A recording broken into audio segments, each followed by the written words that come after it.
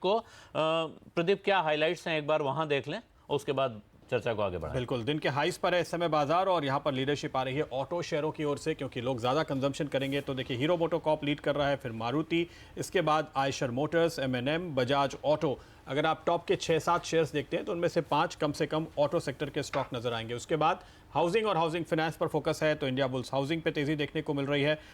DLF समेत सारे के सारे जो इस सेक्टर की कंपनियां हैं उनमें ज़बरदस्त खरीदारी आपको देखने को मिलेगी। अगर आप वायदा कारोबार के स्टॉक्स पर नजर डालें तो पीरामल एंटरप्राइजेस एक और कंपनी, NBFC जिसका रियल एस्टेट पे बड़ा एक्सपोजर है, तो रियल एस्टेट सेक्टर को जो छूट मिली है उसका पूरा फायदा इसको मिलता हुआ नजर आ रहा है। अशोक लेलैंड को भी इस लिस्ट में शामिल कर लेते हैं, इसी सेक्टर का एक और स्टॉक। तो ये सारे वो शेयर्स हैं जहां पर जबरदस्त तेजी आज देखने को मिल रही है और ये पूरा का पूरा बजट का थीम है। अशोक लेलैंड के बिक्री के आंकड़े भी आए हैं, उसका असर होगा, लेकिन बाकी ज़्यादातर स्टॉक्स और पूरे सेक्टर पे दरअसल बजट का इम्पैक्ट साफ तौर पे देखने को मिल रहा है। लेकिन हम पर्सनल इनकम टैक्स की बात कर रहे थे। कोहली साहब, क्या है वो खास चीज़ जो आप अब ढूंढ रहे हैं फाइन प्रिंट्स में? देखिए, जब जैसे ही वित्त मंत्री जी ने 5 लाख की घोषणा करी तो बहुत जोर से ऐसा लग रहा था टेबल पार्लियामेंट की टूट जाएंगी आज तो, पर वो उसमें एक झोल है। झोल ये है कि 5 लाख एग्जेम्पशन लिमिट नहीं बढ़ाई गई है। टैक्स के स्लैब्स ज्यों के त्यों रखे गए हैं। 5% अभी भी बरकरार है, 20%, 30% भी बरकरार है। एक सेक्शन 87A होता था। 87A ये कहता था कि अगर आपकी इनकम 3.5 लाख तक साल में है तो आपको 2500 रुपए का रिबेट मिलेगा। इसीलिए वित्त मंत्री जी ने जब बोला तो उन्होंने वर्ड रिबेट यूज किया। इनकम टैक्स में एक एक शब्द का महत्व होता है और यहां अगर उस शब्द को समझ के चला जाए तो उसका मतलब कुछ और निकलता है। इसका अर्थ यह है कि 5 लाख तक अगर आपकी इनकम है, 5 लाख तक इनकम है तो आपको टैक्स नहीं देना पड़ेगा। उन्होंने इसमें 1.5 लाख ATC का भी जोड़ दिया कि अगर आपकी 6.5 लाख है इन्वेस्टमेंट मिला के, उन्होंने कहा PPF वगैरह में आप इन्वेस्ट करते हैं, तो इसका अर्थ यह हुआ कि अगर आपकी 5 लाख से ऊपर इनकम है तो ये 5 लाख रुपए की एग्जेम्पशन लिमिट चेंज नहीं करी है। तो ये एक बारीक पेंच शरत ढूंढ के निकाल लाए हैं और अभी इस पे क्लैरिफिकेशन हम मांग रहे हैं। लक्ष्मण रॉय को हमने कहा है कि वो वित्त मंत्रालय से इस पे क्लैरिफिकेशन बिल्कुल, क्योंकि मैंने जो रिसर्च करी है, मैंने 87A को देखा, उसमें इन्होंने लिमिट 3.5 लाख से बढ़ा के 5 लाख कर दी। बेसिक एग्जेम्पशन लिमिट चेंज नहीं हुई है। ये बिल्कुल स्पष्ट तौर पे सामने आ रहा है। इस मुद्दे पर और डिटेल्स लाने की हम पूरी कोशिश लगातार करेंगे। हमारे साथ इस बीच इंडिया इन्फो लाइन के ग्रुप चेयरमैन निर्मल जैन साहब जुड़ चुके हैं। निर्मल जी, स्वागत है आपका। आप तक मेरी आवाज़ अब पहुंच रही होगी। पहले भी हम कोशिश कर रहे थे आपसे बात करने की। बताइए, आपने 10 में से कितने नंबर दिए इस बजट को और क्या खास बात आपके हिसाब से है? नहीं, बजट में काफ़ी सारी चीज़ें हैं जो कि मेरे ख्याल से जेन्युइनली एक अच्छा बजट है। आप इसको 9 नंबर दे सकते हो अंडर द सर्कमस्टेंसेस, क्योंकि इंटरिम बजट से लोग बहुत ज़्यादा अपेक्षा नहीं करते हैं, पर फिर भी वित्त मंत्री साहब ने बहुत सारी चीज़ें दी है मिडिल क्लास को, फार्मर्स को, और एक तो ये करोड़ों लोगों को बेनिफिट करती है और दूसरा इकोनॉमी के लिए भी अच्छी है, क्योंकि जब अगर लोगों के हाथ में टैक्स कम है और डिस्पोजेबल इनकम ज़्यादा है तो उससे आपका इन्वेस्टमेंट भी बढ़ेगा और खर्चा भी बढ़ेगा। तो आप देख रहे हो कि मार्केट उम्मीद कर रहा है जैसे कि 2 व्हीलर सेक्टर या जो भी कंजम्पशन स्टॉक्स हैं उसमें काफ़ी अच्छी ग्रोथ आएगी और ये जो इकोनॉमी ग्रोथ आती है उससे हर सेक्टर को फ़ायदा होता है। और उसके अलावा बहुत सारी चीज़ें जो टैक्स में करप्शन को दूर करने के लिए की है वो भी काफ़ी सराहनीय है। और जैसे कुछ बहुत सालों से लोगों की जो डिमांड थी, एक हाउस प्रॉपर्टी को 2 हाउस प्रॉपर्टी कीजिए, कैपिटल गेंस की लिमिट बढ़ाइए, TDS का थ्रेशोल्ड बढ़ाइए, क्योंकि जब अगर इनकम टैक्स का एग्जेम्पशन बढ़ा है तो उसके साथ में TDS का थ्रेशोल्ड बढ़ाना भी लॉजिकल था। तो ये सब छोटी छोटी चीज़ें जो है वो जुड़ के मैं समझता हूँ कि एक आम आदमी के लिए काफ़ी अच्छा पैकेज बन जाता है। और स्टॉक मार्केट और इकोनॉमी के लिए भी अगर ग्रोथ रहेगी तो मार्केट के लिए अच्छा है। और इन सब चीज़ों के बावजूद फिस्कल डेफिसिट में थोड़ी सी बढ़त हुई है, 3.2 से 3.4। वो मैं समझता हूँ कि market can take it in stride, it's not such a big thing. बाजार वाकई में इस समय काफ़ी खुश नज़र आ रहे हैं निर्मल जैन साहब। यहाँ से अगले 6 महीने तक, चुनाव तक की अगर हम बात करें, 6 महीने की भी नहीं, तो क्या आपको लगता है कि बाजार की ये तेज़ी जारी रहेगी? इस बजट के बाद खुश होकर के ये जो खरीदारी हो रही है, वाकई में बड़े निवेशक, आपके जैसे बड़े खिलाड़ी खरीदारी करना चाहेंगे, फंड्स खरीदारी करना चाहेंगे इस बजट को देखते हुए? बाजार यहाँ से 4 महीने तक कैसा चलेगा वो तो आज कहना बहुत ही मुश्किल है, क्योंकि ग्लोबल फैक्टर्स कैसे काम करते हैं, यहाँ से पॉलिटिकल क्यूज कैसे आते हैं, तो हर दिन बाजार ऊपर नीचे होगा। पर अगर आप एक थोड़ा मीडियम टर्म का व्यू लें, अगर आप 1 साल 2 साल 3 साल के लिए अगर इन्वेस्ट करना चाहें तो इंडिया बहुत ही अच्छा मार्केट है। और मैं तो ये कहूँगा कि रिगार्डलेस ऑफ कौन सी गवर्नमेंट पावर में आती है वो भी इतना ज़्यादा इंपॉर्टेंट नहीं है, क्योंकि इकोनॉमी एक राइट डायरेक्शन में है। उसके अलावा जो चीन की इकोनॉमी है वो काफ़ी स्लो हो गई है और उसका भी फ़ायदा इंडिया को होगा, क्योंकि जो एक विदेशी निवेशक को पैसा इन्वेस्ट करना है और trillions of dollar emerging market में जाते हैं, तो उनके लिए अगर चाइना अनअट्रैक्टिव है तो relatively India becomes more attractive. और ऑयल के भाव कम है, इकोनॉमी की ग्रोथ को पुश मिलेगा, इन्फ्लेशन डाउन है। इन सब चीज़ों को देखते हुए मैं समझता हूँ कि अगर आप स्टॉक मार्केट में इन्वेस्ट करते हैं तो आप रोज़ ट्रेडिंग के हिसाब से मत कीजिए, पर अगर आप 2-3 साल का नजरिया लेकर अगर इन्वेस्ट करें तो ये मार्केट आपको काफ़ी अच्छा रिटर्न देगा। अनिल सिंघवी साहब, आपको इस चर्चा में हम यहाँ पे शामिल करना चाहेंगे, आपका क्या नज़रिया है? देखिए, एफआईएस की ओर से लगातार बिकवाली हो रही है, म्यूचुअल फंड्स के पास पैसे आने थोड़े से कम हुए हैं बड़े निवेशकों के लिहाज से, जहाँ पर एचएनआईज भी अपनी पोजीशंस घटाते हुए हमें दिखाई दिए हैं। क्या इस बजट के बाद वो नज़रिया बदलेगा, एक सस्टेन तेज़ी देखने को मिलेगी? आज आप जो देख रहे हैं वो आज का सेलिब्रेशन। देखिए, 2 चीज़ हुई थी। पिछली बार जब जेटली साहब ने जब बजट प्रस्तुत किया था तो वो एक मार्केट का टॉप बन गया था। तो मुझे लगता है इस बार भी जो बजट पेश हुआ है मार्केट का टॉप है, 2 रीज़न के कारण। तो इसमें जैसे अभी थोड़ा सा बारीकी से देखा तो हमारे कलीग ने बताया कि रिबेट है, एग्जम्पशन नहीं है। तो बारीकी से अगर आप देखना चालू करें और फिर ये देखें कि टोटल डेट जो बोरोइंग प्रोग्राम रहेगा भारत सरकार का, वो अगर जो आंकड़ा आज अगर आप सामने है तो मेरे ख्याल से ये वन ऑफ द हाईएस्ट है कि 6.6 लाख करोड़ की बोरोइंग होने वाली है नेक्स्ट ईयर के अंदर। तो ये एक्चुअली सिर्फ एक स्टॉक मार्केट के नज़रिए से ना देखते, अगर ओवरऑल इकोनॉमी के हिसाब से देखें तो ज़्यादा मेरे ख्याल से मैनिफेस्टेशन था of the last 4.5 years of the work done, और चुनावी मैनिफेस्टो था। तो इसको थोड़ा सा मेरे ख्याल से बारीकी से देखना पड़ेगा कि जो कदम जो उठाए हैं, जो चाहे किसानों के लिए हों या अदर, उसकी भरपाई कैसे होगी, क्या नए तरीके निकलेंगे उनसे भरपाई होगी। नहीं तो अगर इतना बोरिंग प्रोग्राम रहा तो मुश्किल होने वाली है, इतना ईजी काम नहीं होगा। ओके, निर्मल जैन साहब, आपको क्या लगता है, क्या कंपनीज के अर्निंग्स पे, उनकी कमाई पे फायदा होगा इस बजट के बाद?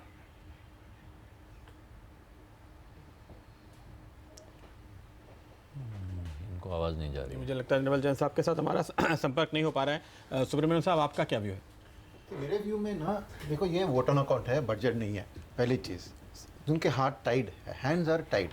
तो फोकस क्या था बजट का कि किसी हालत पे जो मिड टर्म इलेक्शन रिजल्ट्स में थोड़ी बैकड्रॉप मिली, उसको कैसे कवर किया जाए विद इन द लिमिटेशन की फुल बजट में मैं निवेश करता हूँ।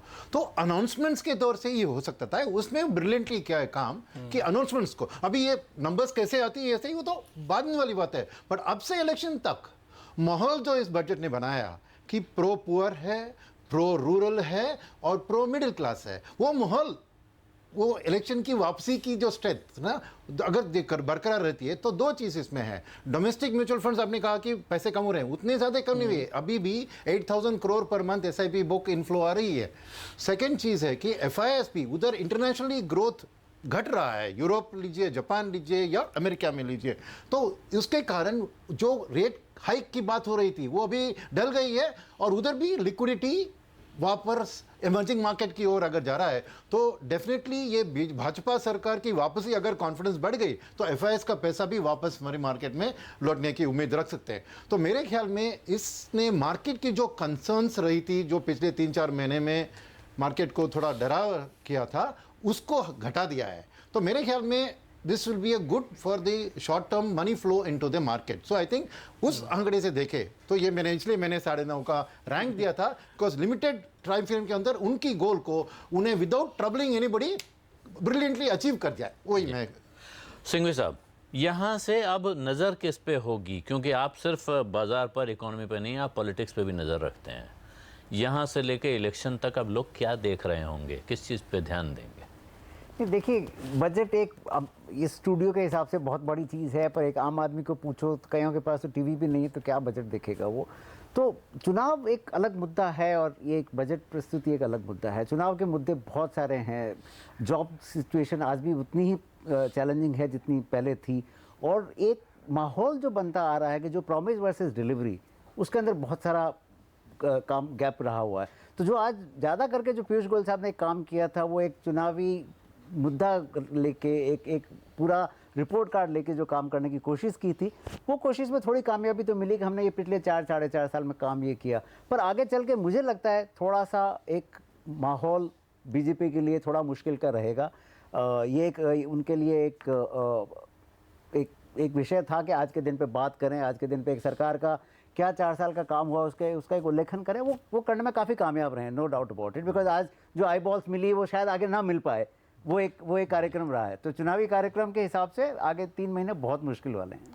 नीलेश भाई, ये जो चैलेंज थे जो हमने पहले लिस्ट आउट किए कई दिनों में, उनमें फार्मर्स को एड्रेस कर लिया, कुछ व्यापारियों को भी एड्रेस कर लिया, टैक्स पेयर को एड्रेस कर लिया, लेकिन जो एक सबसे बड़ा चैलेंज दिख रहा है वो है जॉब्स, जॉब क्रिएशन, और जो जॉब है उन्हें बचाना, क्योंकि ये आर्टिफिशियल इंटेलिजेंस बहुत तेज़ी से जॉब्स के ऊपर एक दानव की तरह आ रहा है। उस मोर्चे पर आपको क्या लगता है अब अगले इस सरकार का अगला फोकस कहाँ होना चाहिए इस बजट की लाइट में अगर देखेंगे? इस बजट से क्या आप एक मैन्युफैक्चरिंग बेस इमीडिएटली डेवलप कर सकते हैं? Probably no.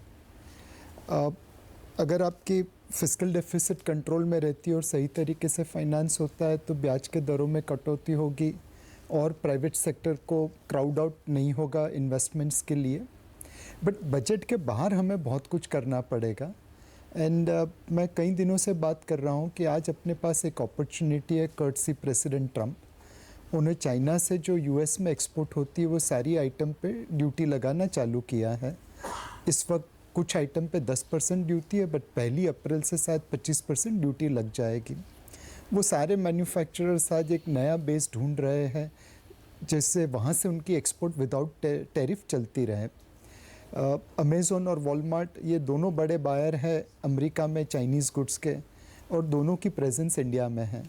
अगर हम उनके साथ कोई अरेंजमेंट कर सके ताकि चाइना में बनने वाली चीज़ों की जो शिफ्ट हो रही है वो शिफ्ट इंडिया में हो, न कि Taiwan, Malaysia, Thailand, Korea, Vietnam या कंबोडिया में या बांग्लादेश में हो। अगर हम ये चीज़ कर सकते हैं तो अपने आप मैन्युफैक्चरिंग बेस डेवलप होगा। जो ईज़ ऑफ डूइंग बिजनेस के ऊपर हमने एक अपनी रैंक जमा करके 77 पे आ गए हैं, उसको और ऊपर ले जाके अगर टॉप 50 में चले जाए तो डेफिनेटली फिर मैन्युफैक्चरिंग बेस डेवलप होगा। तो बजट से आगे बहुत सारी चीज़ें जो हमें करनी है, और ना उसमें सिर्फ सेंट्रल गवर्नमेंट का रोल है बट स्टेट गवर्नमेंट का भी रोल है। यानी अब हमको वो नया ब्लूप्रिंट देखना होगा। कुछ देर में हमें लगता है सरकार के कुछ और बड़े लोग जुड़ेंगे, उनसे हम बात करेंगे, वो ब्लूप्रिंट लेने की कोशिश करेंगे। शरद कोहली जी, अब वो वहाँ आ जाएं जहाँ असली अपनी जेब का सवाल है। और क्या क्या पढ़ लिया आपने और क्या बचत हुई? सचमुच कुछ बचत हुई है या हम सिर्फ खुश हो गए हैं सुन के? देखिए, पहली बात तो आलोक ये है कि हाँ, कुछ खुश भी हुए हैं, कुछ बचत भी हुई है और कुछ थोड़ा सा भ्रम भी लगा है कि जैसा कि मैंने अभी पहले बताया था कि 5 लाख एग्जेम्पशन लिमिट नहीं हुई है। टैक्स के स्लैब्स जो हैं 5%, 20-30 जो के त्यों बने हुए हैं। सिर्फ जो छोटे टैक्स पेयर्स हैं, जो वित्त मंत्री जी ने बात किया कि 3 करोड़ के आसपास लोगों को इसका बेनिफिट मिलेगा, जो 2.5 लाख और 5 लाख के बीच में आते हैं, उनके लिए तो ये गोल्डन बजट हो गया, इसमें कोई दो राय नहीं है। वो तो 10 में से इसको 15 नंबर दे सकते हैं। पर जो बाकी के टैक्स पेयर्स हैं जो एटीसी में उम्मीद कर रहे थे कि शायद 1.5 लाख, अब वित्त मंत्री जी ने बड़ी इंटरेस्टिंग बात करी कि 5 लाख ये और 1.5 लाख आप और इन्वेस्ट कर दे, तो उन्होंने एटीसी को ये बोल के और वो कैमोफ्लेज कर दिया कि साहब देखिए ये 1.5 लाख तो वहीं का वहीं रहता है। तो एटीसी में कोई चेंज नहीं आया, पहली बात। दूसरी बात, जो हाउसिंग लोन से लोग एक्सपेक्ट कर रहे थे कि क्योंकि हमने देखा कि जो इनकम टैक्स के प्रोविजंस आए हैं उसमें रियल एस्टेट के इर्द गिर्द घूमते हुए कई सारी अमेंडमेंट्स की गई हैं, छोटी मोटी अमेंडमेंट्स है, चाहे सेक्शन 54 की हो, चाहे 81IB की हो, मतलब उसमें चेंजेस किए गए। परंतु हाउसिंग लोन की उम्मीद लोग रख रहे थे कि शायद 2 लाख से बढ़ा के इसको 2.5 लाख या 3 लाख कर दिया जाए। सेल्फ ऑक्यूपाइड होम है, इससे कोई बचत होगी किसी की? देखिए, आम जो शहरों में लोग रहते हैं उनके लिए उन्होंने खुद कहा कि 2 घर लेने आजकल बड़े कॉमन हो गए हैं कि आपका परिवार कहीं और रहता है, आप कहीं और रहता है। जी हाँ, फर्क पड़ेगा। आप सेक्शन 54 में जब लोग इन्वेस्ट करते थे, हम जो टैक्स गुरु शो करते हैं उसमें बहुत सारे सवाल आते थे कि एक घर हमारे पास है, लेकिन इसमें आप ये ध्यान नहीं दे रहे हैं कि लोग एक घर खाली रखते हैं और उसको सेल्फ ऑक्यूपाइड। बिल्कुल, उस पर मैं आ रहा था। जो नोशनल रेंट की बात है, जो नोशनल रेंट लगता था, खामखा आपको दूसरा घर पे रेंट लग जाता था, वो एक मैं समझता हूं बहुत बड़ा रिलीफ है। क्योंकि 2 घर लेना अब मेरे ख्याल मुझे लग रहा है लग्जरी से हटके थोड़ा सा एक जरूरत बनता जा रहा है, तो उस जरूरत को दिमाग में रखते हुए मुझे लगता है ये अमेंडमेंट इसमें की गई है। बाकी ओवरऑल अगर आप मेरे से भी नंबर मांगे हाँ, मांगेंगे ही। कि 10 में से कितने नंबर देंगे, तो जब तक ये बेसिक एग्जेम्पशन लिमिट का क्लैरिफिकेशन नहीं आया था तो मैं इसको 8 दे रहा था। अब मैं थोड़ा सा नंबर इसके नीचे सरका के 6.5 7 से ऊपर नहीं दूंगा, क्योंकि लॉन्ग टर्म कैपिटल गेन को छेड़ा नहीं गया जिसकी उम्मीद करी जा रही थी। 80C पे बहुत बड़ी उम्मीदें लगी हुई थी, उसको नहीं छेड़ा गया। हाँ, स्टैंडर्ड डिडक्शन और ये जो 87A का रिबेट में चेंज किया गया है, इसकी वजह से मैं 7 नंबर इसको आलोक आराम से दे सकता हूं। 7 नंबर दे रहे हैं। प्रदीप, क्या है बाजार का हाल, वहां सलामी जारी है या कुछ हेरफेर हुआ है? बाजार ने पूरे नंबर दिए हैं, हालांकि ऊपर फिर से अटक रहा है। देखिए, चूंकि अच्छी खासी तेजी हो गई थी तो मैं कहूंगा कि एक स्वाभाविक प्रॉफिट बुकिंग शायद देखी जा रही है, लेकिन दिग्गज क्या कह रहे हैं यही हम आपको लगातार बता रहे हैं। हमारे साथ अब बाजार के एक और बड़े दिग्गज जुड़ रहे हैं, रमेश दमानी साहब। दमानी साहब, स्वागत है आपका। आपने कितने नंबर दिए इस बजट को और क्यों, बताइए। मैंने 8 नंबर दिए हैं क्योंकि इसमें काफ़ी चीज़ मिली हुई है। प्रैग्मेटिज्म है, पॉपुलिज्म है, थोड़ा लॉफ्टी एस्पिरेशंस है, and the tax payers been given importance to. So I think it's a good budget for interim budget. It has a lot of big picture thinking. It is a very pragmatic budget, very good for the taxpayers. So overall, I think Mr. Goyal did a great job. तो ये जो डर था दमानी साहब बाजार का कि vote के चक्कर में बाजार का नुकसान हो सकता है, आप कहेंगे वैसा नहीं हुआ? नहीं, वैसा बिल्कुल नहीं हुआ क्योंकि जो आम आदमी का जो इनकम टैक्स लिमिट है वो बढ़ चुका है। कृषि लोगों के लिए कुछ फ़ायदा हुआ है।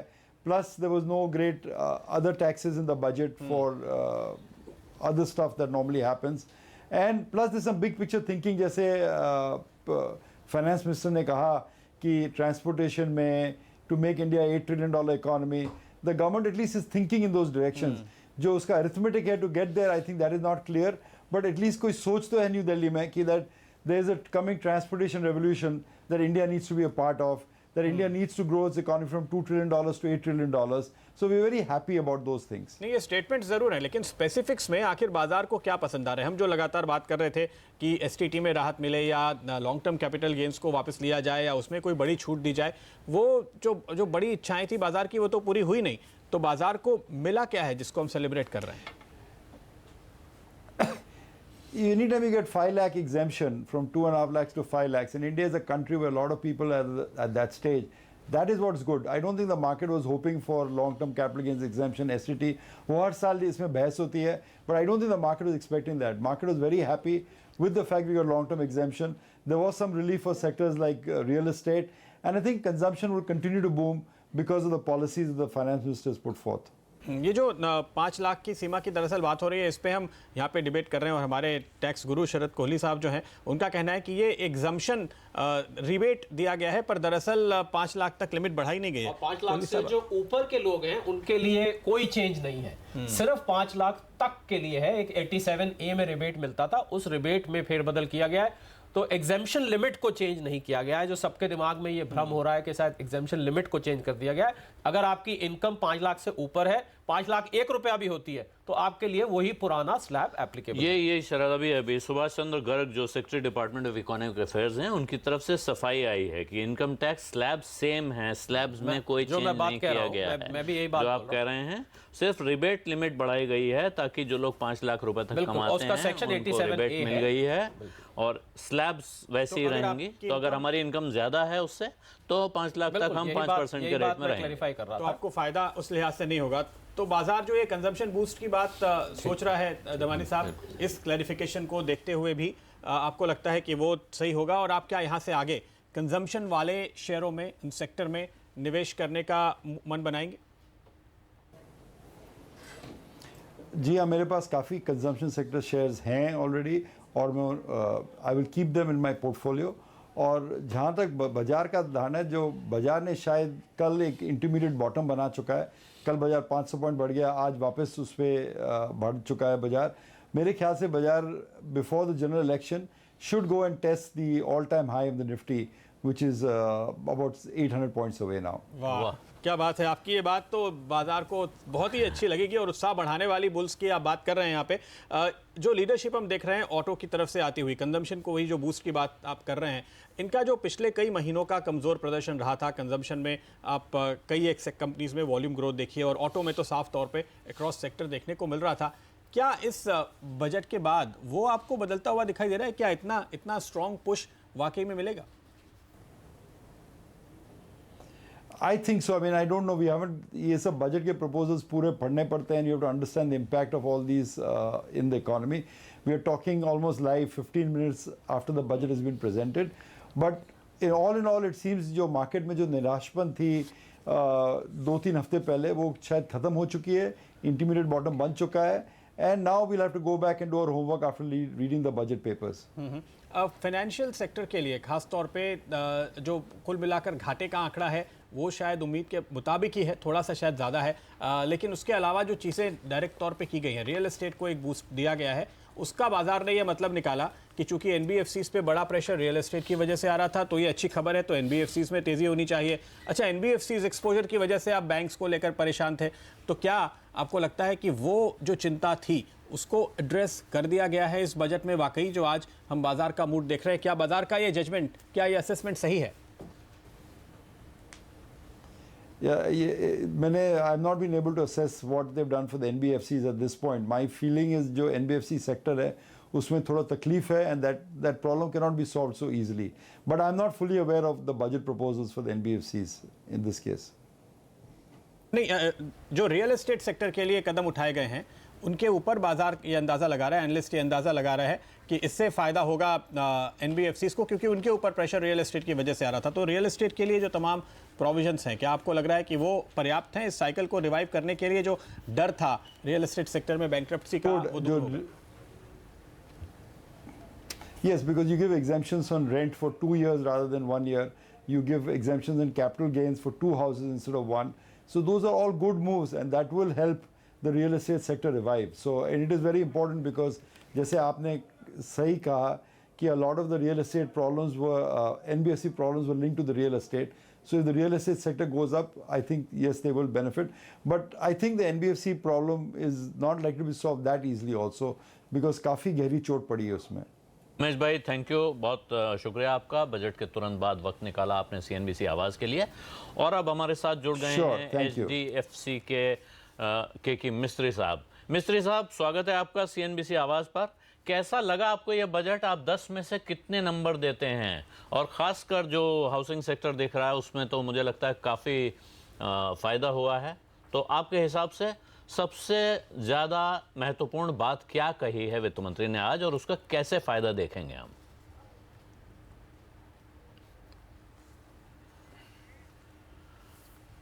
मिस्त्री साहब से हमारी बात नहीं हो पा रही है।